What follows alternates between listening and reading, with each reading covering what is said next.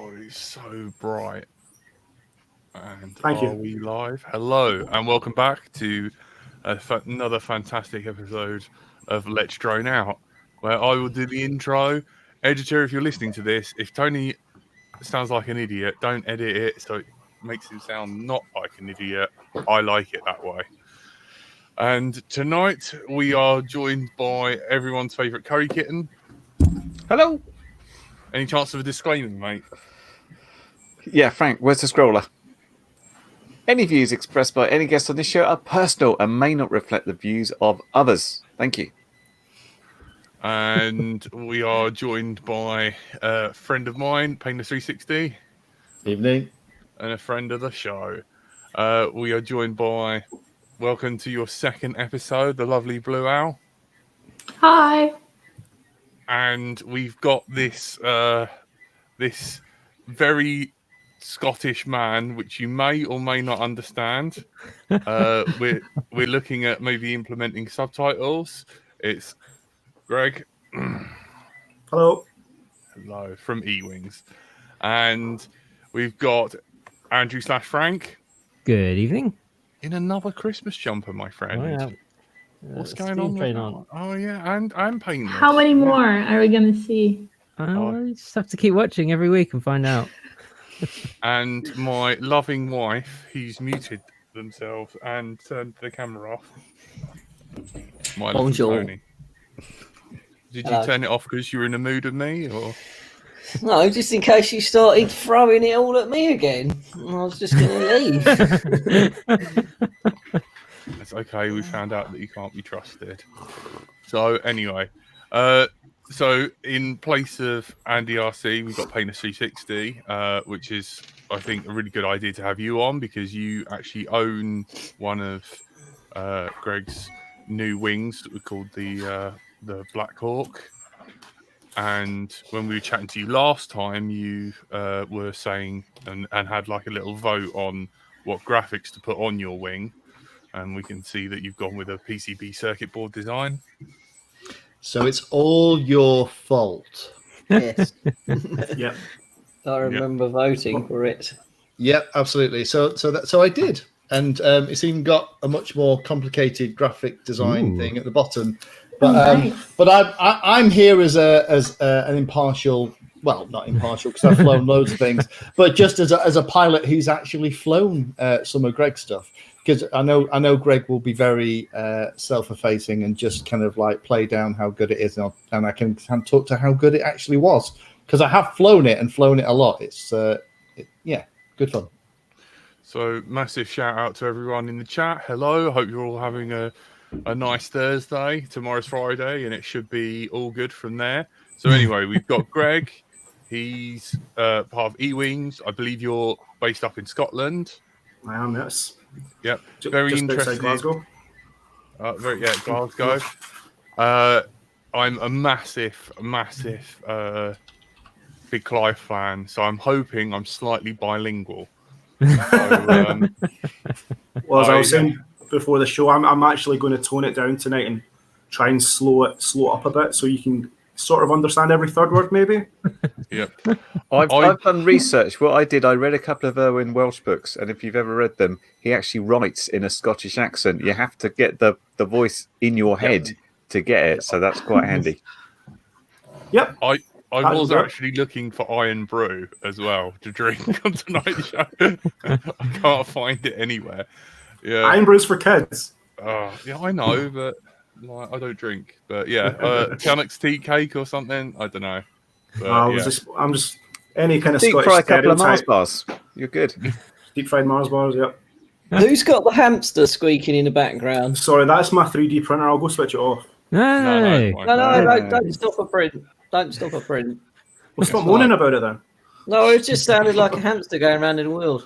I was just like wondering if the poor thing's okay, but if it's a 3D printer, that's I cool. can switch it off. It's fine. Will it start back at exactly the same? No, bit? I'll never do that. Don't ruin it. Just leave Tony's just missing having Danny in his hamster wheel on the ground floor. Yeah. That's why it took Tony a bit longer to set up today, wasn't it? He didn't have enough power. He had to go flick some switches. No, don't do that. Don't turn it off. Tony's more used to gerbils. That is much better though, isn't it? Tony, you can phone the customer tomorrow and explain why his delivery is late. I will. You're a dead man. It's been nice knowing your phone. No. I'll tell you what, I can remote in to work from this computer. Send me the STL. Yeah. Do you want Frank to print it for you? You can. Sorry. Andy RC's in the chat. So when did you start E-Wings, Greg? It wasn't me that actually started it. I'm actually a bit of an imposter. Okay. It was started by a good friend of mine who I kind of regularly fly with, Ewan. He started it back in, I think it was 2018. Ewan is a name, Blue Owl. And don't ask how to spell it because that will confuse you even further. Yeah, it's spelt wrong. It's only interesting because I knew it was as Ewan beforehand, and it was only interesting because we were both on two separate forums and kind of knew each other from two different worlds. Yeah, well, me and Ewan were on the is it the FPV hub back in the day, and I believe you were on there as well. So that's how right. I kind of. Ewan was also on Rollmuck, which is a gaming forum as well. So we were both discussing Xbox and Wings at the same time. Yeah. So Ewan's a really decent guy, and he was actually him that started it, and he was running it pretty much until the start of this year. And I think just with his work commitments, and he's got a young family, and I believe his wife's expecting a second as well. So he's got his hands full at the moment. So it was a case of he had to kind of either stop it or pass it on to somebody else to kind of continue it. And because just me being my selfish way, I wanted I need to be able to get my wings. So if Ewan's stopping, then I'll jump in and I'll take over from there. So I think it was like around about April time I took over for this year, and yeah, it's been fun ever since. So have you designed any wings yourself since? So Ewan started off with the Vortigon, which is like it's pretty much like the big one behind me.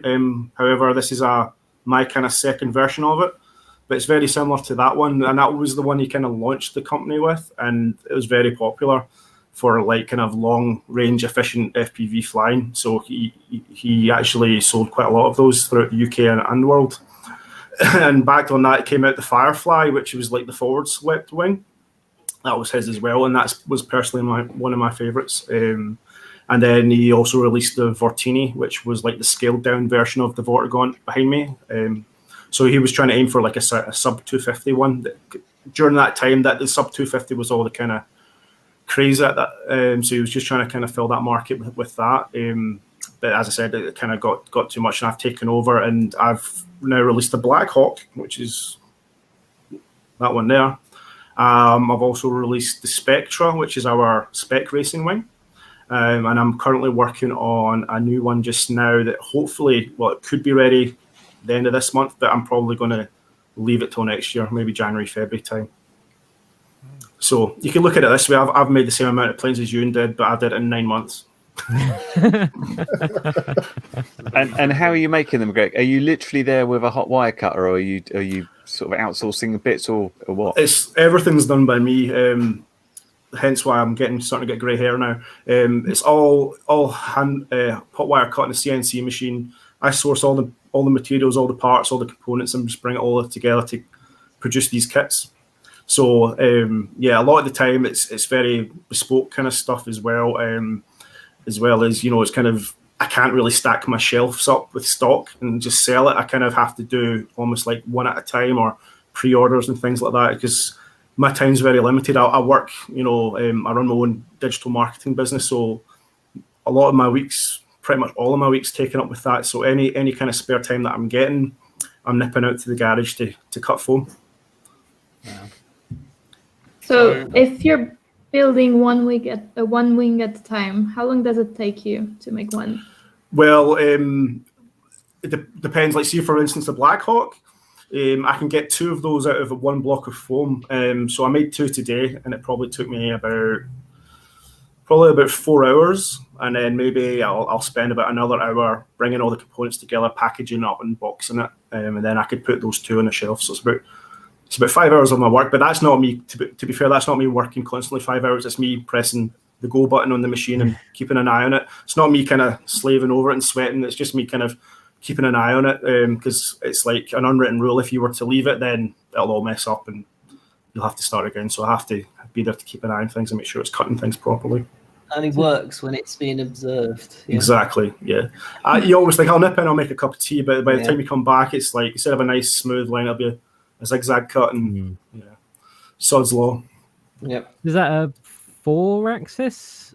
4-axis CNC, yeah. Yeah, it's hot wire. So you got two axes gantries, and then the hot wire in between. And, correct. Yes. Nice. And just current running through the wire, which is like see the wires that they use in vaping for the heated coils. It's just like wire, right? it's pretty much nichrome. We use that to cut it. Cut very slowly. Some people think it cuts quickly, but it does about 1 millimeter a second to get that kind of nice finish. How did you get started into the hobby? Were you a fixed wing guy, or did you start with quads? Or no, I was even old school. I joined a club and learned how to fly IC planes, like nitro planes. So I was trying to work out the day, because I thought you might have asked me. So it's about 2009. I've gone into the hobby flying line of sight fixed wing, and it wasn't about 2012.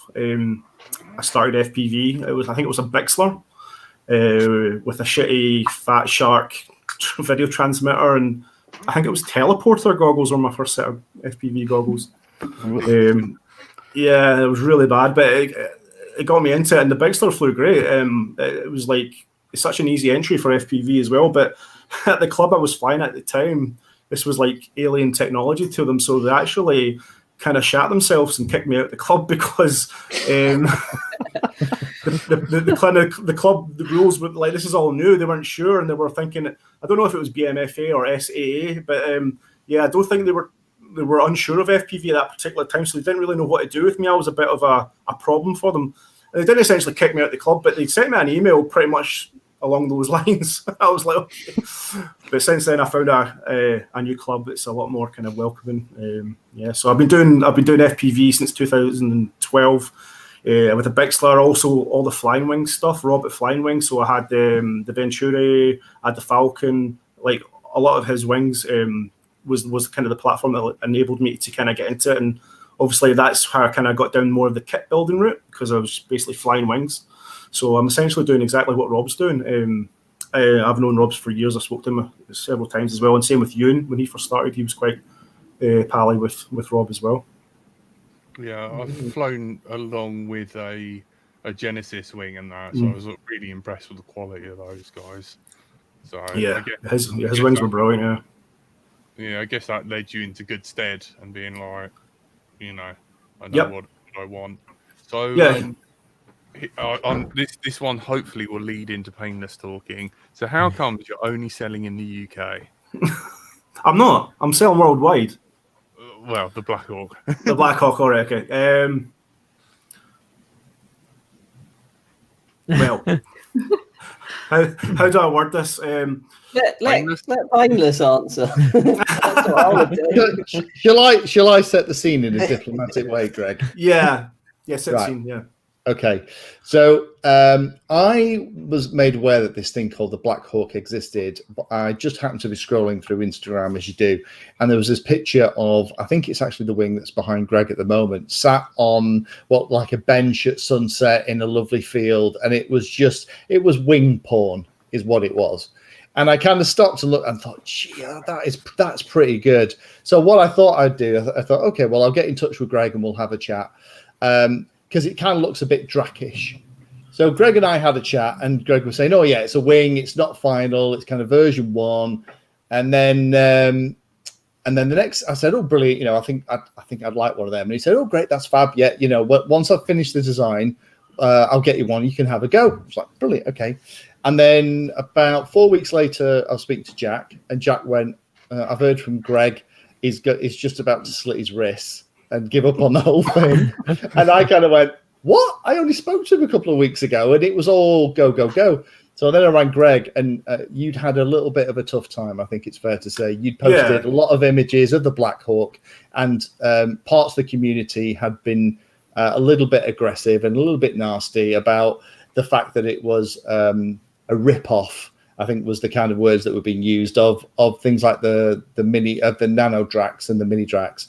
And I mean, we can get onto the fact about whether or not it is or not later on. But I know when I spoke to you that second time, I literally had to, if you remember the conversation we were talking about, I kind of had to back you off the edge of the bridge you were about to I was actually driving down the motorway, and I just felt like maybe I could drive this off the bridge. Pretty much when we spoke that day, I think I was down to like my last block of foam, and I was as soon as that block of foam's done, that's it. I'm going to shut up shop. I don't need to kind of deal with this kind of hassle. Abuse, yeah. Well, yeah, hassle, abuse. It's not like I'm dependent on the business. This business is purely fun for me. I enjoy making these wings. If I wanted to make money online, I certainly wouldn't choose to do this business. You could probably make more money slicing tomatoes at McDonald's than cutting foam. Purely because we're competing with China and Chinese prices. So I have to kind of bring my prices right down to their kind of level, obviously mass production. So, and I said it's about 5 hours for two, and then I'm trying to sell at a price. I'm invoicing my clients at work a decent kind of day's work, and then I'm coming into my garage at night working for like essentially nothing. It's a bit of a lost all motivation at that point, but then Lee managed to kind of encourage me, so it's his fault, to be honest. Yeah, all I did was just talk you down, and then but the thing that came out of that, to kind of go back to Jack's question, was you did, as a result of that that vitriol that you got from part of the community about you were ripping off Right Wing's design, you did do the right thing. You were very gentlemanly and upfront about it, and actually got in contact with Chris at Right Wing, didn't you, and had a chat with him? Because I'm not really, whether I sold 100 of these or I didn't sell any of these, it didn't really matter to me. So I wanted to obviously ask Chris first. So if Chris was okay with it, then I'd be happy to sell it. But on the flip side to that, if he wasn't cool with it, then I'd be happy to sell none of them as well. So I wasn't really actually going to be losing anything by reaching out to him to get his permission first. And fortunately enough, Chris was kind enough to kind of give me his blessings, even though, to be honest, I probably could have sold it anyway without them. But I just wanted to kind of make sure, I didn't want to cause any kind of problems between people in the community. Yeah, it is an interesting one though, isn't it? Because that's not the first forward swept wing, and you notice when everybody else builds regular wings, no one's shouting, "Hey, that's a rip-off of the Right Wing Z2." That's exactly a completely generic design. That's the point I was going to make. If I released like a regular kind of traditional wing, like every other wing on the market, nobody would have batted an eyelid. But the thing is, you started the design of the Black Hawk with a blank piece of paper. You and I have talked about this at length.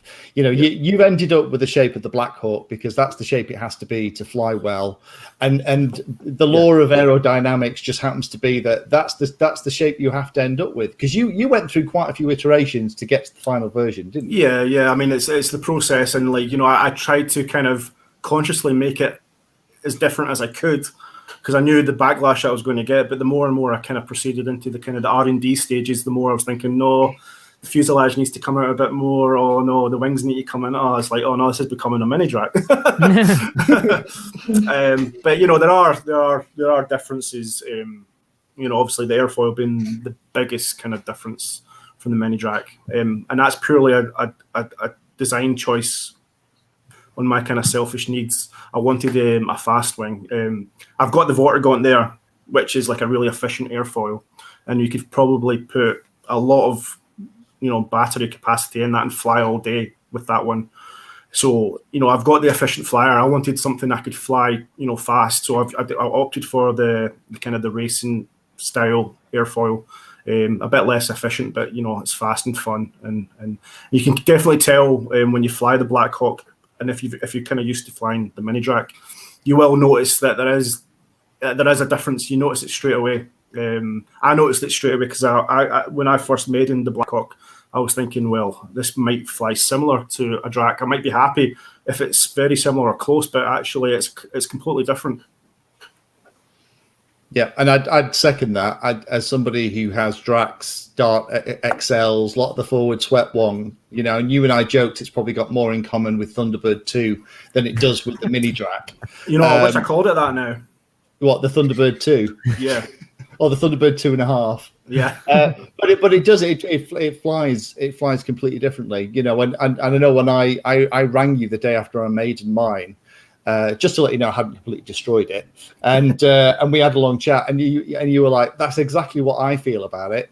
But if I say it, everyone's just going to say, "Well, of course you're going to say that. You designed the thing." But you designed this for you, didn't you? You didn't set out to make a clone of anything. You just wanted one for your own edification and fun. Yeah, to be honest, this was a bit of obviously, you know, the business has been handed over to me. I've now got all these, you know, kind of facilities to make fixed wing aircraft.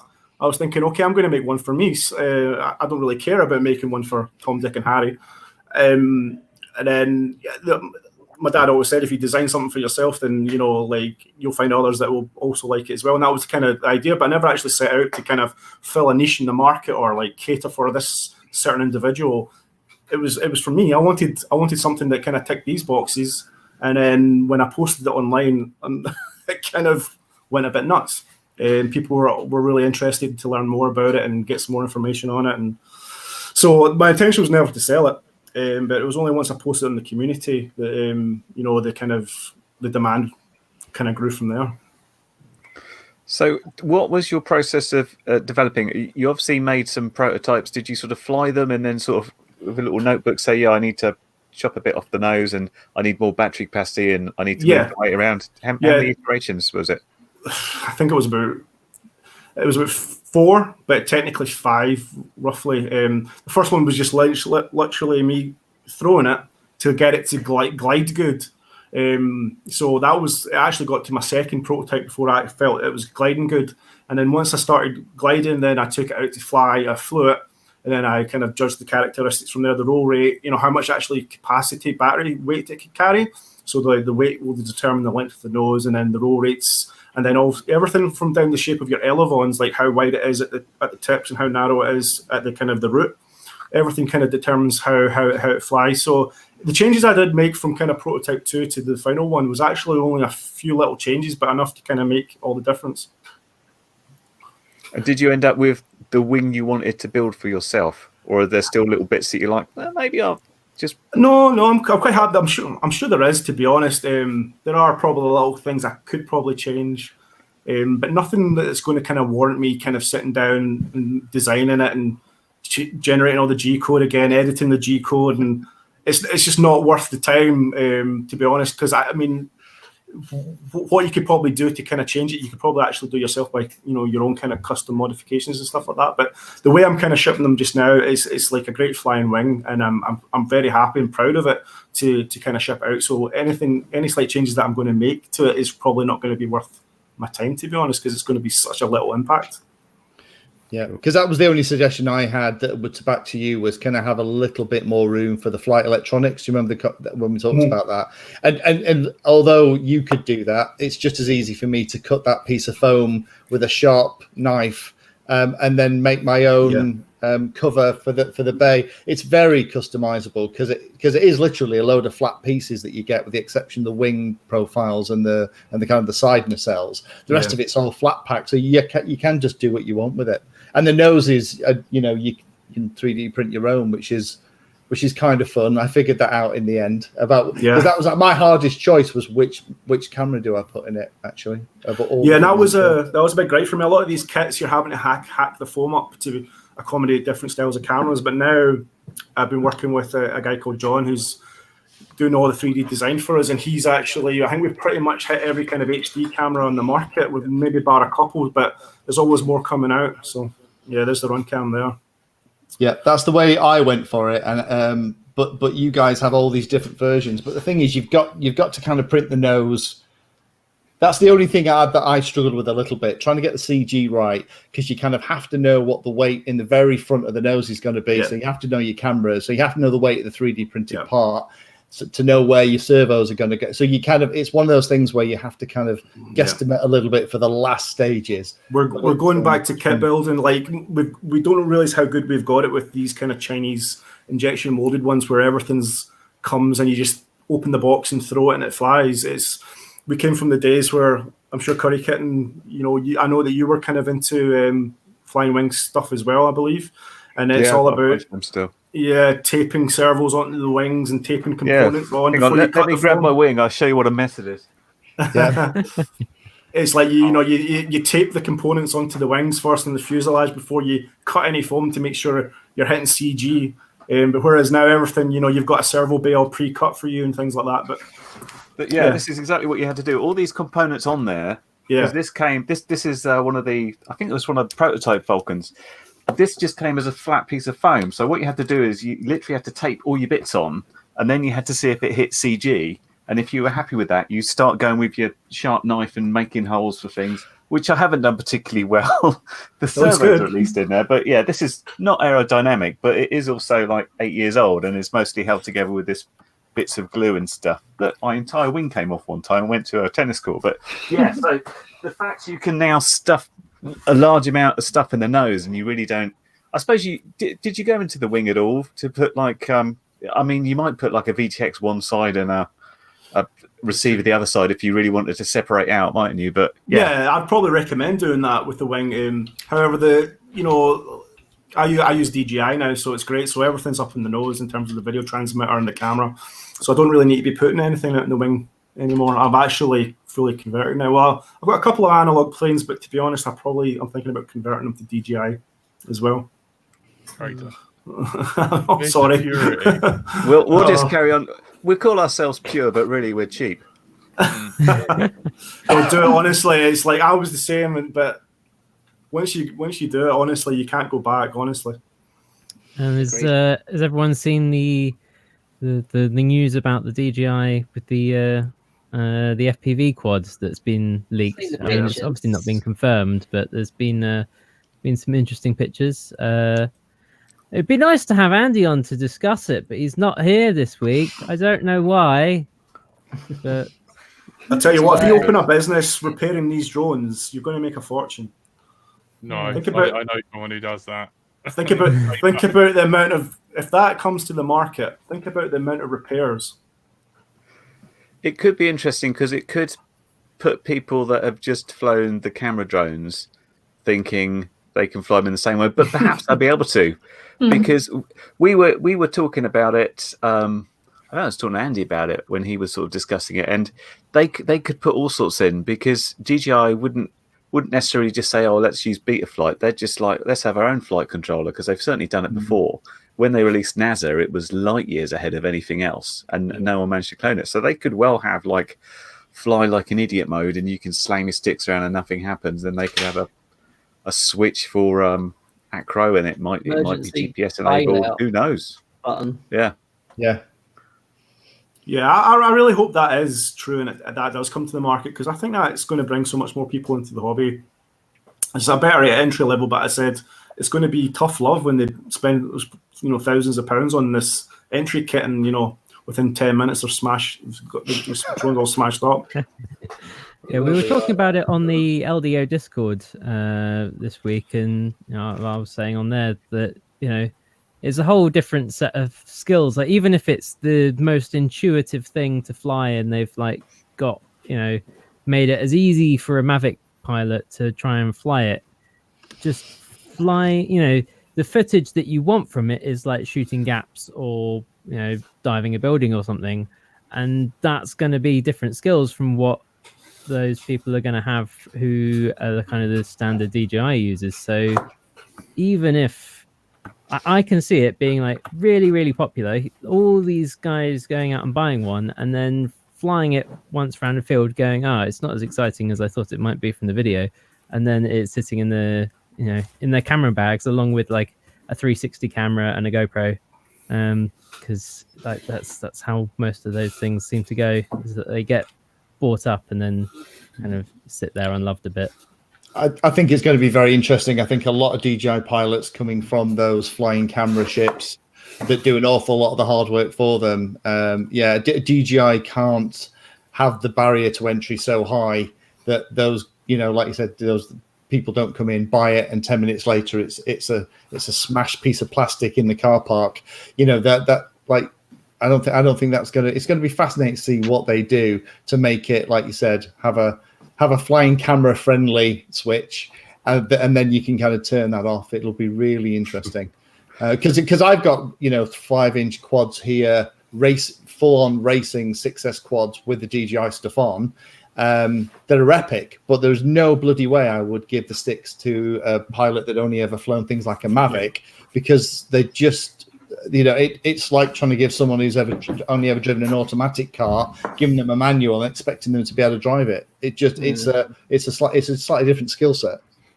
It is interesting because you still see lots of people managing to buy like a Mavic and crash it within 10 minutes. And I was testing mine out, trying to crash it into a wall, and it says, no, there's a wall there. I don't know what they do. How do you do it? I think you have to work very, very hard. Very hard. They're talented in very different ways. Yeah, I was going to say it comes natural to more people. Some people. I think so. Greg, there's been a good question. Richard Warwick talked about it, which was about how on the site at the moment, most of the stuff isn't in stock. And you've touched on it a little bit, talking about the fact that at the moment you're mad. And obviously we're not helping tonight. Yeah, thanks. 3D printer off, right? Because, that customer is going to be annoyed tomorrow. Yeah. But can you talk a little bit about that? Because I know while lockdown was happening, you had quite a bit of time to play with this stuff, and at the moment you're a little bit busy with other things. Yeah, during lockdown, it was like I had the time to kind of like we brought a bit of R&D. I could actually go flying. It was great. But as I said, I'm in marketing, so this time of year for me is absolutely hectic. With your Black Fridays and your Christmases and your New Year's coming up.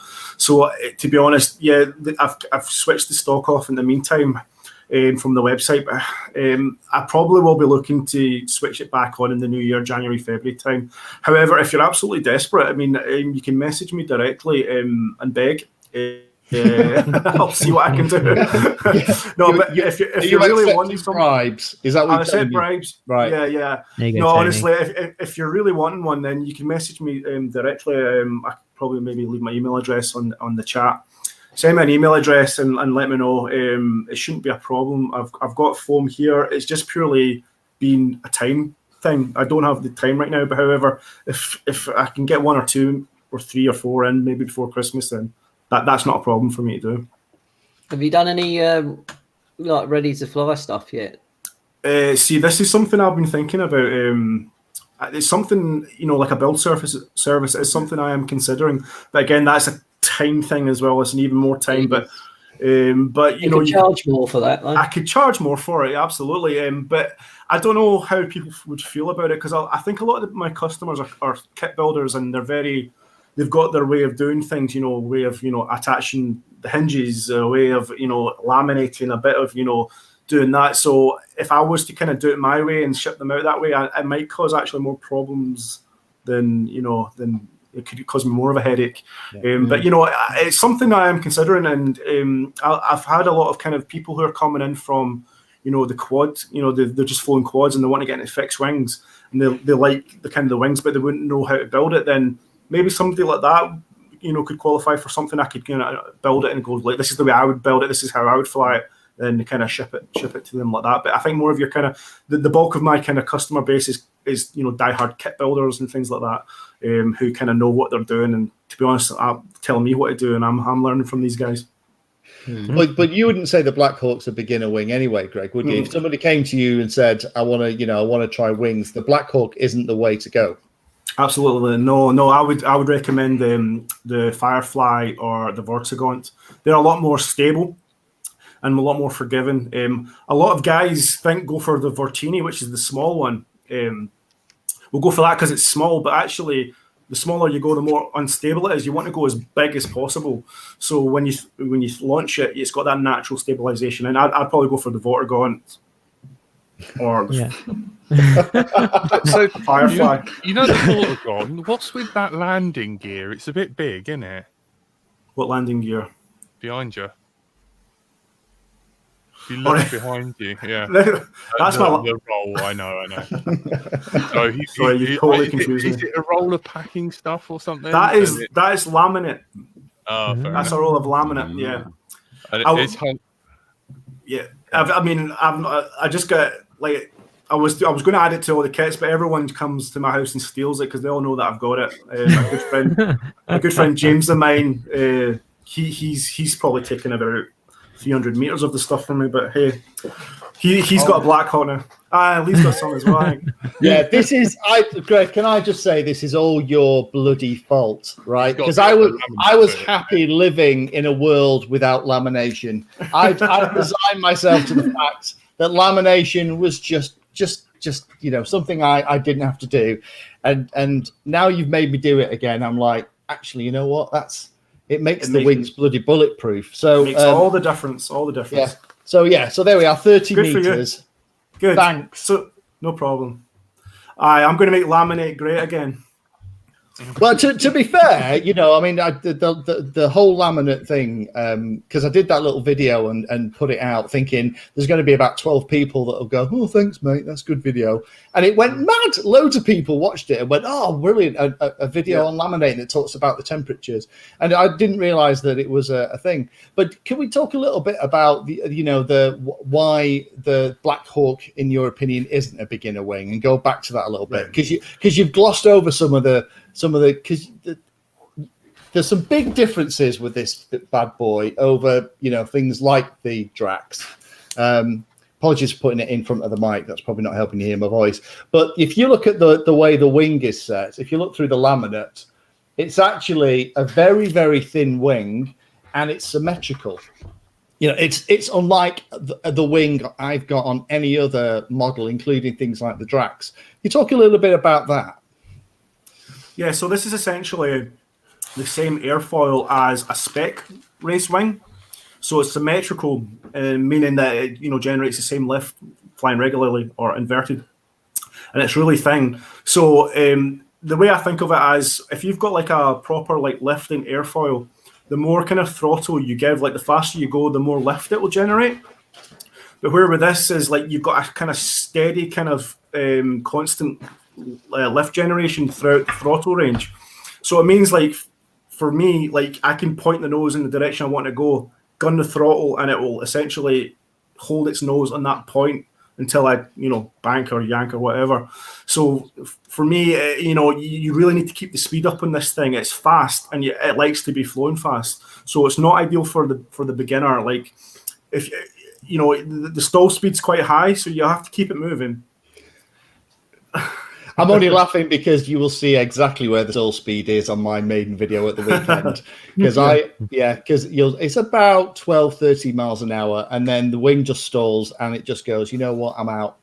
Whereas, and we'll talk about that in a minute. But the flip side to that is it means you can kind of get the top end speed out of it. But just keep it moving is what keep the beans on. I mean, put your throttle on a switch and then just leave it until your battery runs out.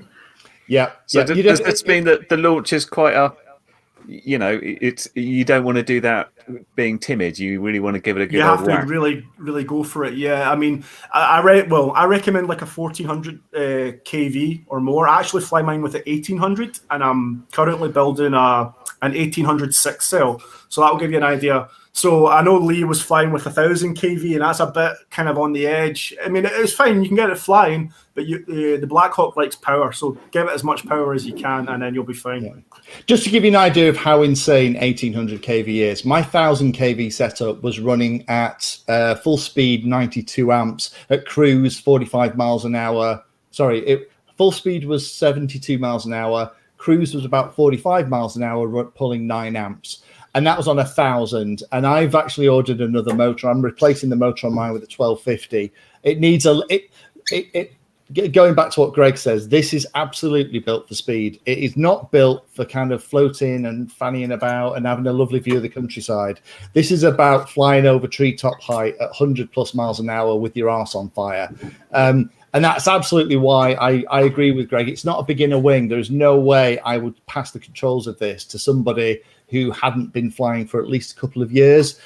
Whereas with the Drax, and this is why, it's kind of funny, a lot of the people kind of claiming it's a Drax clone. It flies, apart from the layout's completely different, it flies nothing like the Drax. The Drax, I was telling a funny story to Frank before we started. When I did my mini Drax, my very first landing on my first maiden, coming into a 300-yard long field, I came in just over the fence, was about 4 foot high, cut the power, and the mini Drax just kind of floated and floated and floated right the way down the field. About 50 yards from the fence at the other end, I started panicking, put the power on, and pulled out. It floats. This thing does not float. It cuts the air like a knife. So if you've got the power on, it is completely locked in straight. You'll see the video from the maiden at the weekend.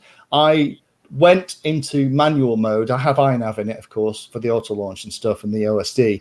I flipped it into manual mode and then didn't come out of manual mode. And it actually looks like I've got stabilization running in the video out the front from the run cam. And I haven't. It's just you point it at something and you blip the throttle and it just goes.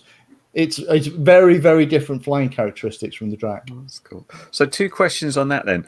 The symmetrical airfoil sounds really interesting because I remember, like, just on regular wings, if you put them in a dive, you're sort of fighting. It wants to pull up because of the way the airfoil works. It wants to generate lift. So that's just going to go straight down, isn't it? Basically, yeah. Think of it as point and shoot. Yeah, don't forget to pull out. Yeah, wherever you point it will go there. That's cool. So, because I know Ewan worked on the previous wings, he worked on, I don't know what to call them. It's not like winglets, it's the ones on the inside, because he was trying to get rid of any sort of yaw wobble and stuff like that. Yeah, toe out or toe in, I can't remember what you. Yeah, he did something. It really did change the characteristics. But it sounds like that airfoil is basically, if you've got a wing that now doesn't give you any yaw wobble and basically is just cuts through, as Lee was saying there now. Yeah. Ooh, yeah, nice. I'm seeing some really good like because the Blackhawk's just now gone out, all the videos are starting to come in, and I mean I don't really get a lot of time to fly, so it's really great to see my customers posting videos, and from what I'm seeing is it's like, wow, it's locked in, it's really, really stable, very little yaw wag whatsoever. I don't know whether we can post the video of one of my friends, James's video. He flies it the way I kind of built it, intended to be flown. I don't know whether you can kind of show it, but yeah, you'll see that it's very stable. But I think he's got his throttle all the way up for the full flight. He's just loving it. He's just enjoying it. But he sent me videos of him flying right out as well. It can kind of do mid range as well. So it's not by all means, just speed. It can go distance, but there's probably better ways of nothing wrong with going really fast all the time. That's perfectly fine. Yeah. There's probably better if you want to go long range. There's probably better platforms. Right. So while there's a gap, light some fire. Yeah. Unfortunately, for you guys, I've got to interrupt you. But fortunately for the show and Frank, the lovely Zero FPV is here, and he's donated €10. Did I use those there up in Scotland? It's Ireland. To set off some fireworks. Thank you so much for your donation, Zero. We love you dearly. Cheers, Zero. Hey. Thank you, Zero. Shot for you. I think that's all he donates, just to see the nipple shot. I think. I know. It's worth every penny. It is. Is that true? So, I've got a little bit of a a segment. Are we doing segments now? Are we? Yeah, just quickly. Okay. This is new. It's obviously not told any of us. I don't know whether you can. This is very professional. Painless. I don't know whether you can talk about NFH or not. just nod yes if you can, or no if you can't. Or look confused. Yeah, no worries. He'll know instantly. But I live next door. No, I've got a new neighbour, and he's northern. And Oh, yeah. Sorry, yeah. We can talk about that. So this new segment is whenever he goes home, I ask him, "Here, mate, you're northern. Bring me something northern back." And he has brought me a northern treat. So we're going to play, "Here, Painless, you're northern. What's the deal with an all-American chip spice?" What? You see, What? that's not northern. That is not northern. If it was a northern delicacy, it would be. Well, if you're Wigan, it was going to be a pie, brown sauce. Obviously, you've got loads of delicacies like I know the stuff that you put on your chips. You guys don't tend to have it down south a lot, but gravy. We have gravy up north, believe it or not. There's lots of different things he could have chosen. So I'm not sure why Hull has a thing for American chip spice. I didn't even know that was a thing. It is apparently a thing. It's in every chip shop, and apparently it's delicious. Its main ingredients include paprika and tomato powder. And then the next one is flavour enhancer, which is clearly MSG. But yeah, so yeah, and no, there's a very good question there. Have you tried it? I haven't yet. I have not tried it. So you're not going to dip your finger in and just give it a quick taste live on air? I'm tempted with just do a line of it.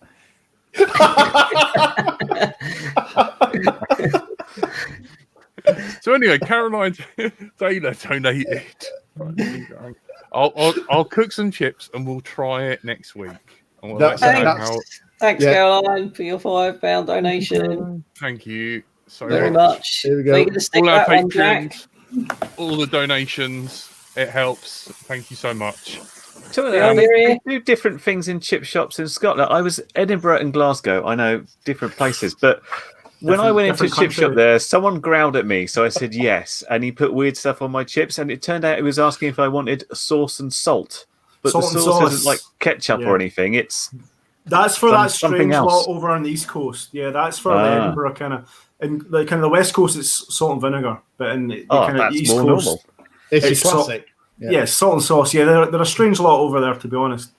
Greg, what's it like? Chat saying I'm American and I don't know what it is. I'm Welsh and I've never heard of it. Yeah. Maybe a joke trick, Jack. Greg, what's it like being more northern than a northerner? I've never hung around with this many southerners before. Tony is my wife. We've got tans and stuff, and we see the sun more than you. Yeah. True, yeah, but we're Scottish. Very good. It's kind of like swings and roundabouts, isn't it? Yeah. Yeah. Another question here from Richard Warwick. Does Blue Owl have any experience flying wings? Yeah. Barely any, just a tiny little bit, but I can't even tell the difference. And I was actually gonna ask you this question, but it's a very noob question. No, what does it change the shape that you use in this model, the forward swept design? What does it actually change? Is it what makes it a non-beginner, like kind of a faster wing, or is it something else? It's just different flight characteristics, different stall speeds and things like that. It's like, to be honest, like when I design a wing, I'm not actually going that in depth into the science of it. To be honest, 90% of my design decisions are made is because does it look cool? And what you'll find is if something looks good, if something looks like it will fly, it probably will. And I'm not like an aerospace engineer or anything like that. So a lot of my design choices are like, does it look like it would fly? And if the answer is yes, then I've always found out to be that is the case. I've not kind of been proven wrong in that yet. That's good. I like so that answer. Sorry, that's not really a scientific answer, but that's the kind of way.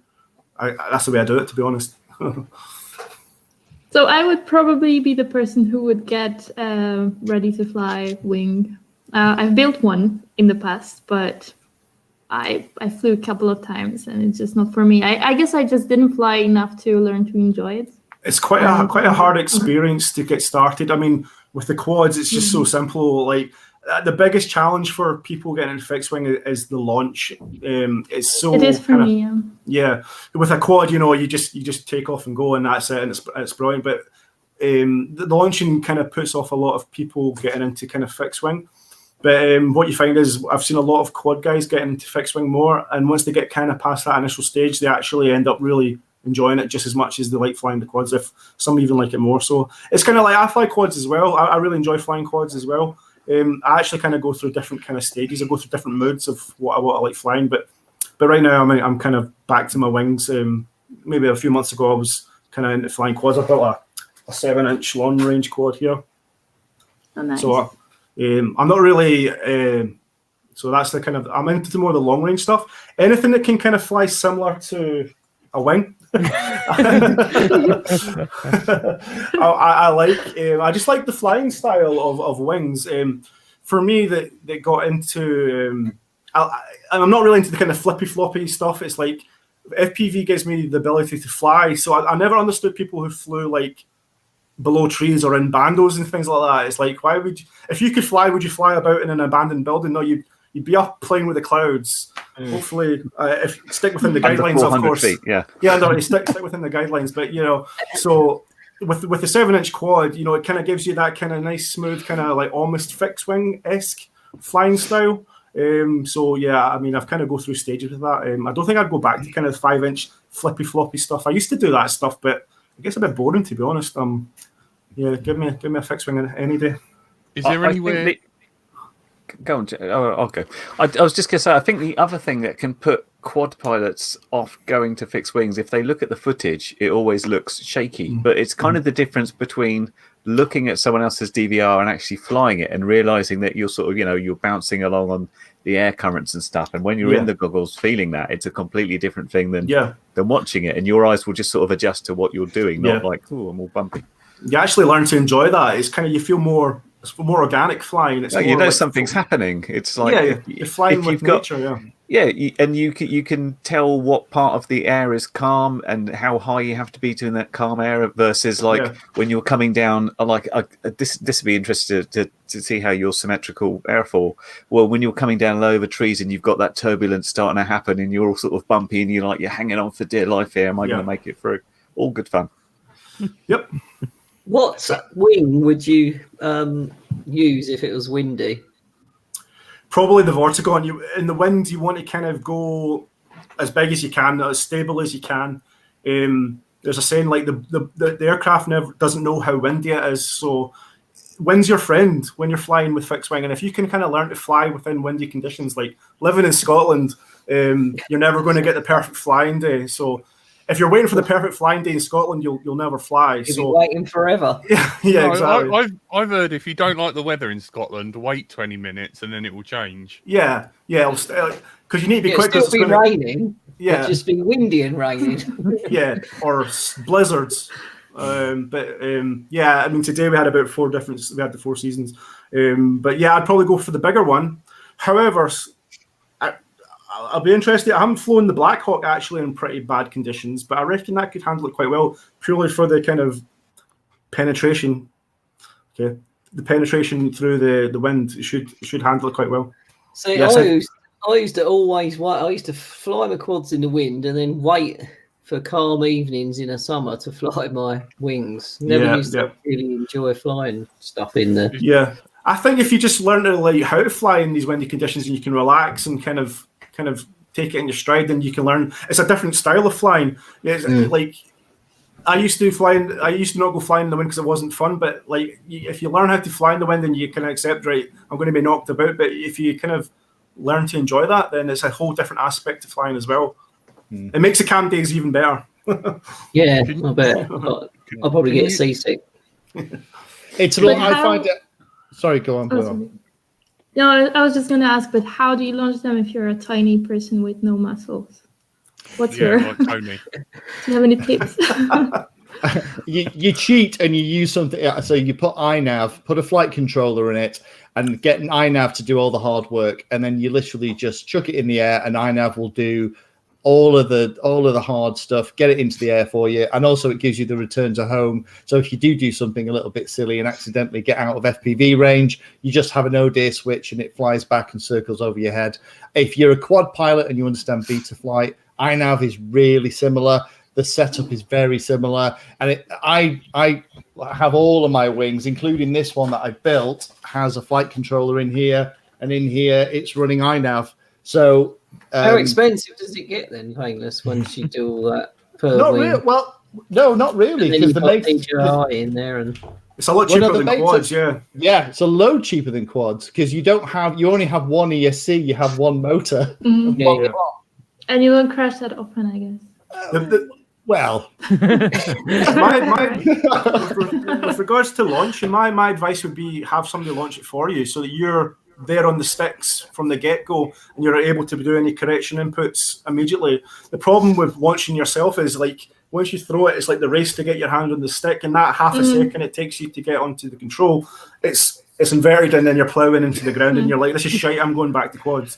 But yeah, I would get somebody to throw it, like just throw it flat and level, and then just have your hands on the sticks from the get-go and you'll be fine.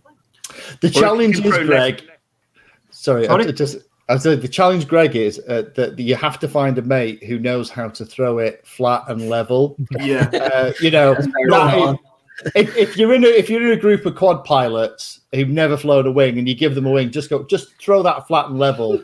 It's like asking somebody to throw 100%. I can relate to that. It was Black Hawk Prototype 3, I think it was. I went up to the airfield and I met the guy up there I've never met before, and he was telling me how he's flown wings for years. I was, brilliant, he's flown wings for years. You want to launch this wing for me? And I swear to God, it was the worst launch ever. As soon as he left its hand, it was like that, and then it just cartwheeled on the ground, and then my motor came flying off. I was like, you know what? That's the last time I'm going to ask anyone to launch my wing for him. You say that. I was just going to say, learning how to throw left-handed is very handy because you can have one. True. If you're Mode 2, you've got one thumb on the sticks. This is why you see people biting their controllers. They're pushing up the throttle, they're giving it a good old whack, and they're straight on the stick. Just very quickly before we wrap up. So with the lineup that you've got at the moment, so you've got the Black Hawk is your kind of all-out speed monster, right? I'd call it like the fighter jet of the lineup. It's just fun and fast and agile.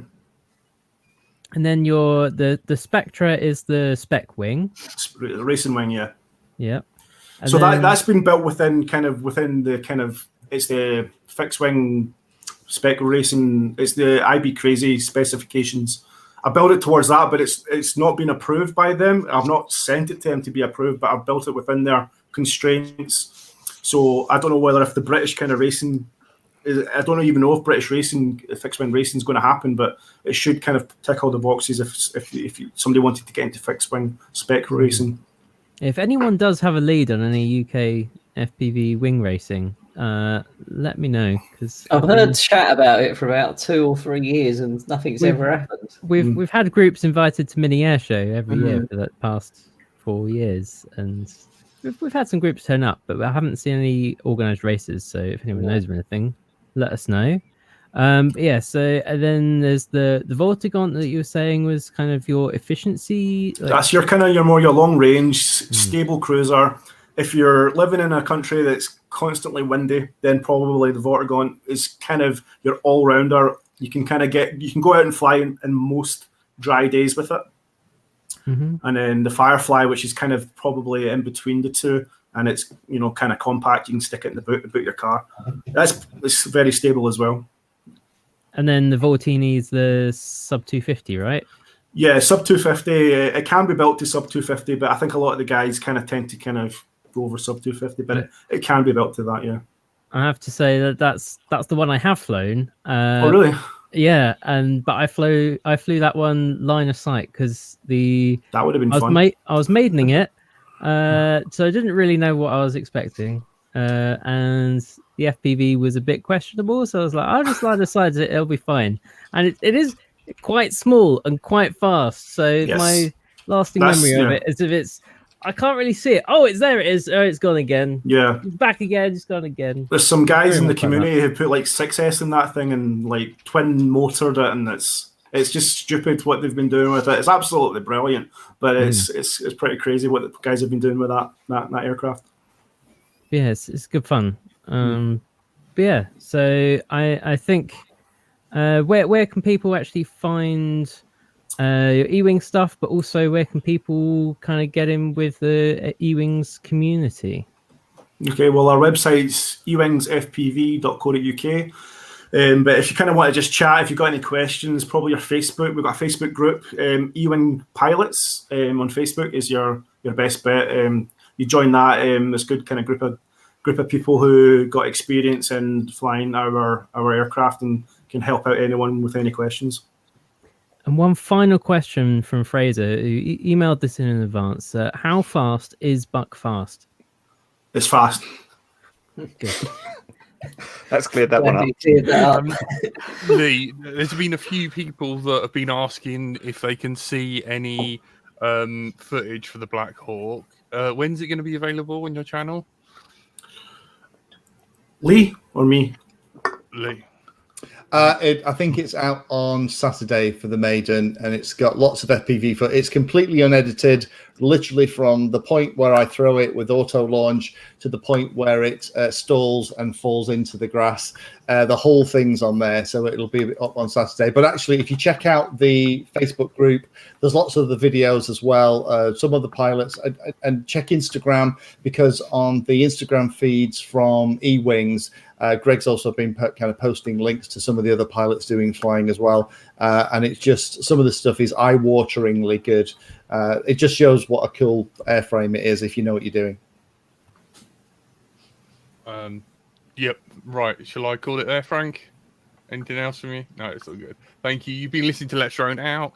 We are powered, sponsored, and somehow this show keeps running by the likes of you guys who donate and all our Patreons. We love you guys. Don't forget that we do a bonus podcast every month, and we have been joined by everyone's favourite curry kitten. Goodbye. Our guest host, Painter360. Goodbye. Andrew / Frank, the Lord and Master. Bye. Our guest for tonight, Greg from E-Wings. Goodbye. The lovely Blue Owl. Bye. See you next week. You better learn how to fly a wing. And my wonderful wife, Tony. Bye. Thank you and good night. I've been